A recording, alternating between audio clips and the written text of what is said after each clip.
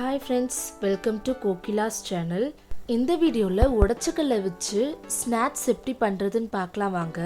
அதுக்கு முன்னாடி நான் இதோட யூசஸ்லாம் சொல்லிடுறேன். உடைச்சக்கல்ல டெய்லியும் சாப்பிட்டா நம்மளோட போன்ஸ், நரம்பு, மசில்ஸ் எல்லாமே ஸ்ட்ராங்கா இருக்கும். இதுல புரோட்டீன்ஸும் ஃபைபரும் நிறையவே இருக்கு. அப்புறம் ஹார்ட் நல்லா ஹெல்த்தியா இருக்கும்.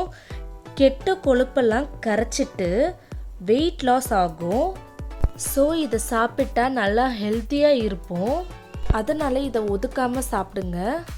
இது உங்களோட விருப்பம்தான். இது சட்னியாகவும் சாப்பிட்லாம், இல்லைனா ஸ்நாக்காகவும் சாப்பிட்லாம். ஏன் வெறுமனே சாப்பிட்டா கூட நல்லா தான் இருக்கும்.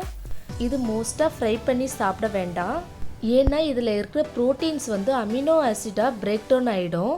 அதனால தான் முழு சக்தி அதுலேருந்து கிடைக்காம போயிடும். ஸோ அதனால் மோஸ்ட்டாக சட்னியாகவும் சாப்பிடுங்க, இல்லைன்னா அப்படியே கூட சாப்பிட்றது ரொம்ப ரொம்ப நல்லது. வாங்க வீடியோக்குள்ளே போகலாம். இப்போ ஒரு பாத்திரத்தை எடுத்து 3 ஸ்பூன் எண்ணெயை ஊற்றிக்கலாம். எண்ணெய் நல்லா சூடான பிறகு 3 காஞ்ச மிளகாவை சின்ன சின்னதாக கிள்ளி வச்சுருக்கேன்.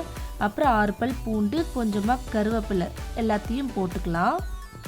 கொஞ்சமாக வேர்க்கடலை போட்டுக்கலாம். நல்லா வதக்கி விட்டுக்கலாம். இப்போ 1/2 கப் உடைச்சக்கல்ல எடுத்து வச்சிருக்க அதை போட்டுக்கலாம். உடைச்சக்கல்லையே போட்ட பிறகு சிம்ல 1 நிமிஷத்துக்கு நல்லா வறுத்து விட்டுக்கலாம்.